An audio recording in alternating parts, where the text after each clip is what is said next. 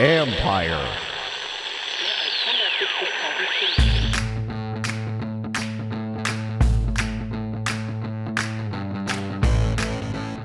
Hello and welcome to my podcast. Do me a favor and subscribe to the John Keim Report wherever you get your podcasts. And you can subscribe to us on YouTube at Empire Media, A-M-P-I-R-E. It would be much appreciated. Today, I'm joined by the head coach of the Washington Commanders, Ron Rivera. Had a chance to talk to him at the league meetings in Palm Beach earlier this week about a variety of topics.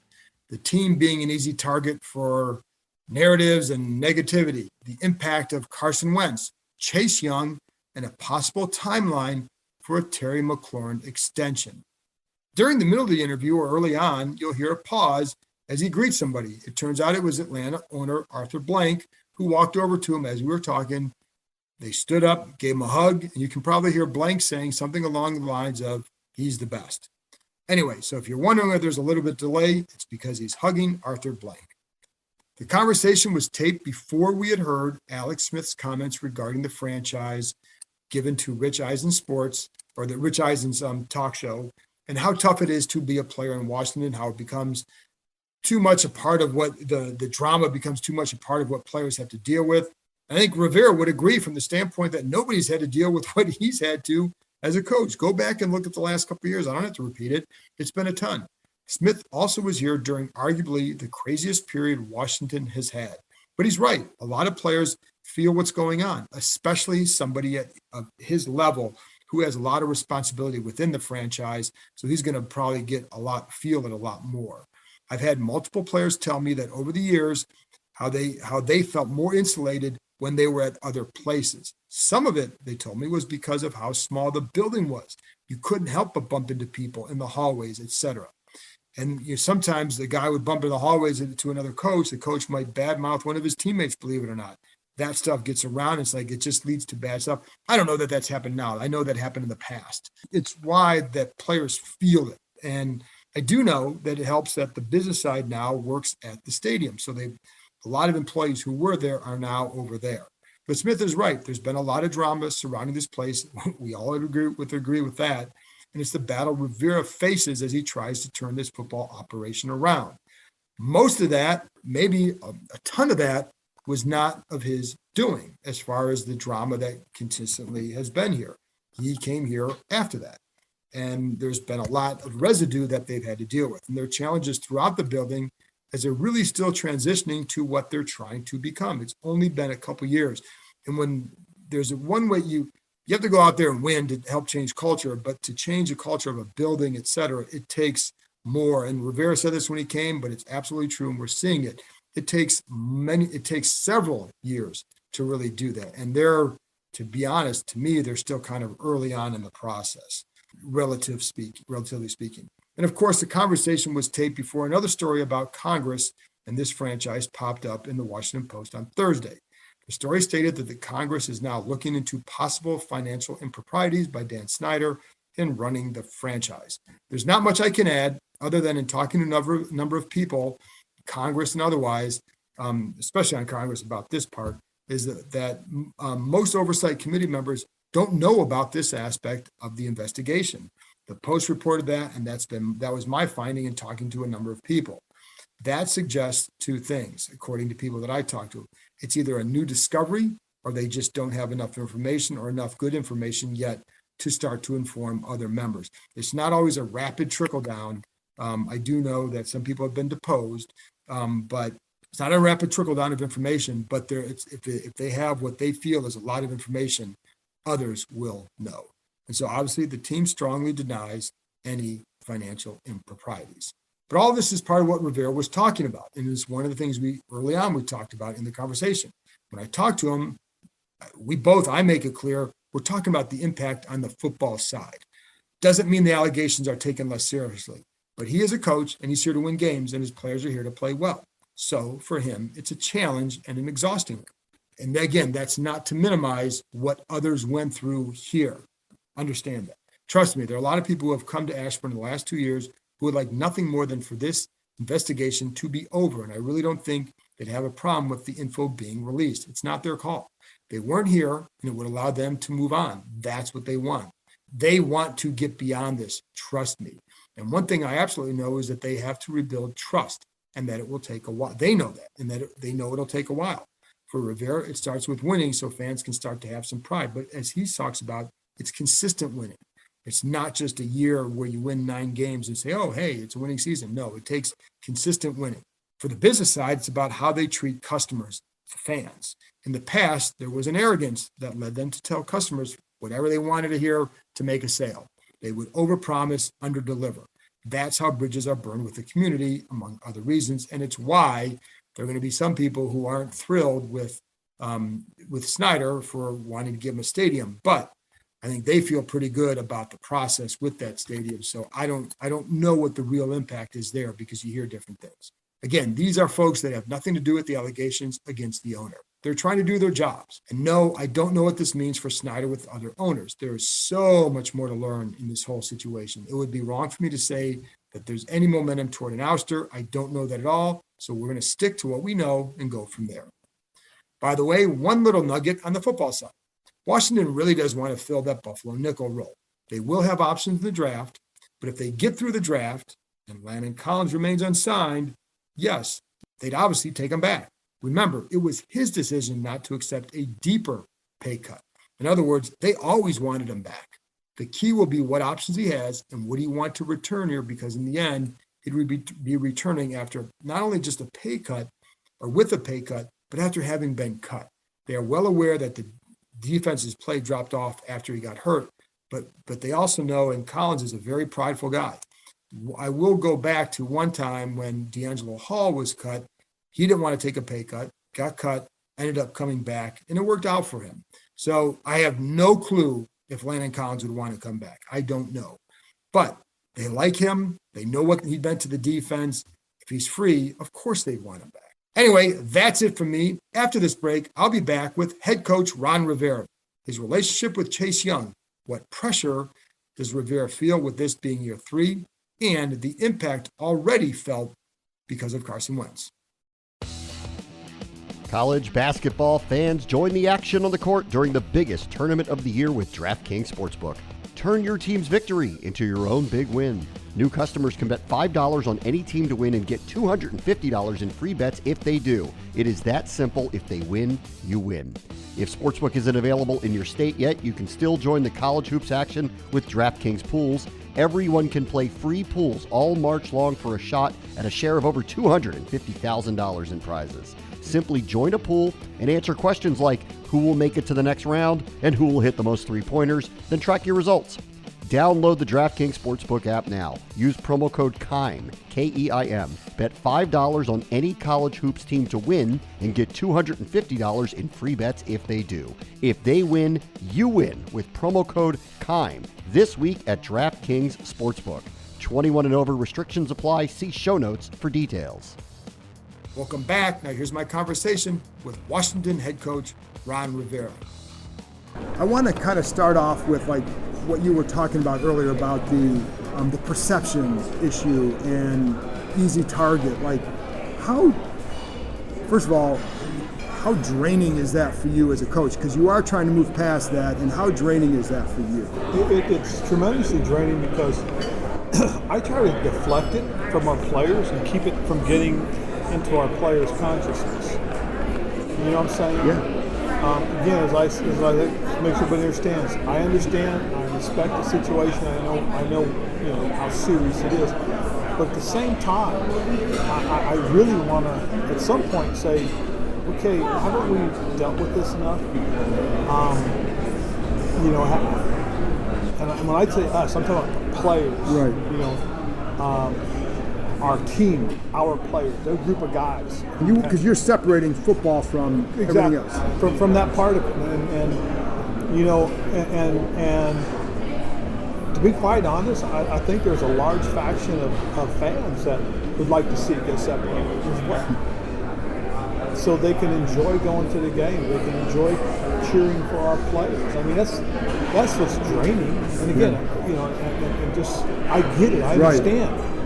But there's some point where, Honestly, there's no more meat left on that bone. And so has it been a bigger challenge to deal with all that, to try and steer it the way? Yeah, definitely was a bigger challenge because, some people honestly just don't give a shit. They get so tied into, I got to prove this point, I got to make this point out, I'm going to go. And your messaging comes across that, it's almost as if it's a personal thing. And, I have no issue. I'm trying to do something that can be beneficial for a lot of people. And, it's frustrating just because it's like just before the name came out, I've been asking Stephanie, I said, well, things have been awful quiet, so, and we got a real big announcement coming up. I said, you watch. A couple days after, just keep an eye out. She thought, really? And sure enough, lo and behold, guess what happened? Yeah. Right after the name, all the goodwill, everything we've tried to accomplish, take right, and it came out. And you, as you said, winning is the cure. Yep. How much winning needs to be done before you think people can move past? Again, separate. We both want to separate both. What's going on over here versus consistently. Okay. Win a division, get into the playoffs. That type of winning. 2-3 years in a row, have an average year. 2-3 years in a row. That'll cure a lot. Consistent winning. You win big, and you're on the other end of it. How close do you feel you are to that? I think we're getting closer to being consistent, and that's what I'm hoping. Is it just getting Carson? And I know you've talked about the roster before too. How much does Carson get you to that mindset? I think it gets us a few steps in the right direction. Do you feel with that third year? Do you feel pressure is the right word to go out and get that winning? Well, I think what's happened, sure, my first year was a little bit of an anomaly. I don't get too caught up in that. Mm-hmm. My second year, kind of on par, maybe a step back, because I was, even though I felt like we were immature, I still was hopeful that we could get it straight up and we could work and go in the right direction. I felt good about it. Stay aside. He's the best. You doing, Mr. Blake? He's the best. Take care of yourself, I appreciate okay? it. All right. Thank you. You travel safe? Yeah, thank you. Yes, sir. I've always liked Arthur Blank. Yeah. He's always been really good to me. And he's really appreciated the things that we've done. So I appreciate that. And so with that consistent winning in Carson, what is the impact of him? Like, have you seen little impacts already? I've seen the energy level rise in our building. Really? When I talk to his new teammates, there's an excitement in their voice. I can remember talking to Cam Sims and said, dude, you can play a real big role with a guy like that. And I've talked to Terry about being ready for those throws, and whether they're vertical or whether they're quick. Just be ready. I've talked to a couple of the offensive linemen. Hey, now, just go. You got to be better. You got time. I had a couple of defensive guys say, man, score some points. Give us a chance to get after people. It'd be kind of cool, coach. So you hear that energy level. You feel it with the coaches. Talking to Scotty, listening to Scotty, talking about when we were watching tape and talking about, coach, you see that throw we made here? Coach, look at his timing on this. Coach. So you can feel that energy spiking. And I asked you this earlier when we were out at the breakfast, but how much does that open up the playbook with what he can do? And not, who knows how well he's going to do. I mean, every quarterback has flaws. Every quarterback is positive to accentuate. One thing he has is that big arm. So how much does that open up what you can do? And the size to see over the line on those quick game throws. I think it opens up a lot. And again, just the style of play and what he does and how he does it. And again, going back to the third year, is there a pressure do you ever feel? I do feel it because it's the third year. Okay. Even though to me the first year is an anomaly and Right. I kind of just push it aside. I'm still in year 3. I can't sit there and say, well, that first one didn't count, we're in year 2. I loved it because so many things were different. But you don't get a reset, you don't get, and I get that part. So to me, this is it. This is the year that says, hey, we're going to ascend and we should be ascending. It's funny, I talked to Joe Banner a couple weeks ago, and we were talking about team building, and he kind of pointed to certain teams that are like really aggressive in the first year of the system and all that. It was like the ideal way is to kind of build toward year 3. Is it hard to be patient taking that approach at times? Oh yeah, most certainly it is. And like for us, looking at the players that are coming out this year in the draft, and looking at the free agents that were coming out, the pressure to find a quarterback, I think, escalated things. And instead of being patient, saying, okay, we can get a cheap quarterback, whether you draft him, and now you can keep your salary costs down and you can spend it all over here. You couldn't do that anymore. Now you have to accelerate your process, and now you've also got to be careful because you've taken out some of the planning and you've had to change mid-stride. With, you brought up Terry earlier, Terry, Deron Payne, possible extensions at some point. At what point do you start really focusing hard on that? And I think you said you had negotiate, or at least not negotiate, but talks with their side. When does that become yours, and like how much planning needs to still go into what can be done there? I think you've got to look at as you're getting closer to the draft, where you are with that process, and then sometime around the draft, right after the draft. I mean, Jonathan, we didn't get really rolling until we had finished we were finishing up with the OTAs, Right. and then we start reaching out, start talking about it, stuff like that. And how much of the Carson, when you get a contract like that, then how much you have to go back and kind of replan everything, or at least map out a new plan. Oh, a lot. You really do, John. We've had discussion after discussion, and you go through your scenarios. One of the things of the draft, you're back on the road for that. What are some of the little things? Again, I was talking to a GM the other day about the little things that you can pick up when you're in person versus on the Zoom. So what are some little things when you've been at those pro days that you see? It doesn't have to be about a particular player, but what are the little things you look for in those players that you're not going to get anywhere else? The way you're leaning in right now tells me this is what you love to do and that's your passion. Yeah. Okay? I couldn't tell that on the screen. Okay? When we had a chance to put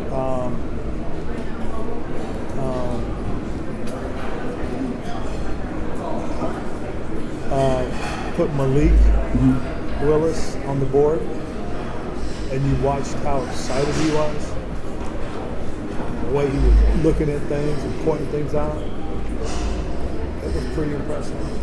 When you're at a pro, those are things you don't get to see. Right. You really don't. So if you're at a pro day like you at Ohio State, Cincinnati's, and you're watching a player off to the side, what are some of the things you're looking to see what they do to give you a little clue into who they are? Okay. So when you're watching a player, you watch how he does the drill. First of all, you watch how he preps for the drill. Then you watch how he does the drill. Then you watch how he reacts after the drill. Okay. At all these pro days that I've gone to, and you guys haven't heard about them all, which is fine with me.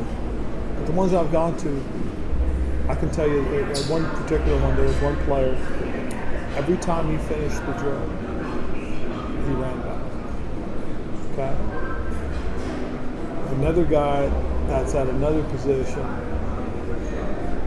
and he's probably a little more touted than he was, he'd finish the drill, and he would literally walk across the line. And you have your concerns at that point. I remember going to the Ohio State one and watching one guy prepare, and compared to all his teammates, watch just one guy. They had 20-something guys going through drills. I watched one guy in particular prepare and warm up, and said, "Man, that's how a pro does it. Wow, that's impressive." couple more. Freedom at 11 now that you have a quarterback to just go wherever you want. The best guy that to me, it's the best guy, but the guy that can also impact you the most. You know, you have to be careful that it's not just the best guy. Right. But to me, you also pause for a second and say, but the guy that impacts us the most. So obviously there may or may not be a linebacker at 11. You said earlier that, you know, and I think you said before, like Cole inside still would be an option, but the ideal thing is to get someone to keep those guys outside. So could you, like, people say, oh, why would you go linebacker 2 years in a row? Do you ever enter into that thinking, or No. do you? But what's been interesting is, you know, again, sitting down with defensive coaches, listening to them talk about Cole, and then looking at the numbers, you know, trying to exclude when he got sick, and just really saying, God, I've really seen that. I don't disagree. You know, as I take a chance to step back and examine it and go, you know, that fucking guy's really coming along. And then, you know, so I went back, I looked at my notes from his exit interview and the way we talked about things. I thought, you know what? Let's kind of slow our roll there. Now, there's a couple guys that you sit there and say, man, he might be a really good second round pick if he's there. Right.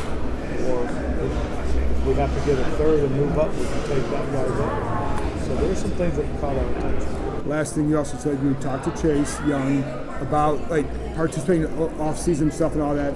How important is it for him to be at those things? And you said you got the sense that he'll be there. I think if there's anything that oh yeah, I got a great. He and I had a great conversation. You know, and we talked very candidly, very, very candid about things that he needs to do. That's him. He sends me these every other. Send those videos of him working out, rehabbing his knee, stuff like that. These are all things that, you know, he sends to Dr. Andrews so they can monitor him, keep an eye on him. You know, we sent people out to visit with him to see him, check on him, and make sure he's doing things exactly well, and they've all come back with very positive reviews.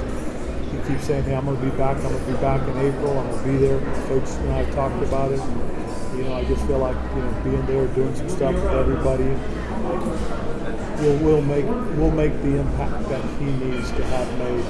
The reason being is if you're there for the whole thing, your impact on your teammates is greater. And I think that's one thing that he misconstrued. and you call it an awakening. Very much so. Very good. Thanks, Ron. I heard you, John. Guys, if you're looking for that extra confidence when it's time to have a little bit of fun, let me tell you about BlueChew.com. Blue Chew is a unique online service. It delivers the same active ingredients as Viagra and Cialis, but it comes in chewable form, and it's at a fraction of the cost. Blue Chew's tablets will help you combat all forms of ED. Plus, it's an online prescription service. No visits to the doctor's office, no awkward conversations, no waiting in line at the pharmacy, and it ships right to your door in a discreet package. The process is really simple. Sign up at BlueChew.com, consult with one of their licensed medical providers, and once you are approved, you'll receive your prescription within days, and the best part, all done online. Blue Chew's licensed medical providers are going to work with you to find the right ingredient and the strength for your personal subscription. Plus, their tablets are made in the United States. They prepare, they ship direct, and it's so much cheaper than going through a pharmacy. And here's a special deal for our listeners. Try Blue Chew free when you use our promo code KEIM, K-E-I-M, at checkout. Just pay $5 shipping. That's BlueChew.com, promo code KEIM, K-E-I-M, to receive your first month free, and we thank Blue Chew for being a sponsor of our show. That's it for this episode. Thanks to Ron Rivera for joining me, and thank you, as always, for listening. I'll be back with another episode on Monday. Talk to you next time.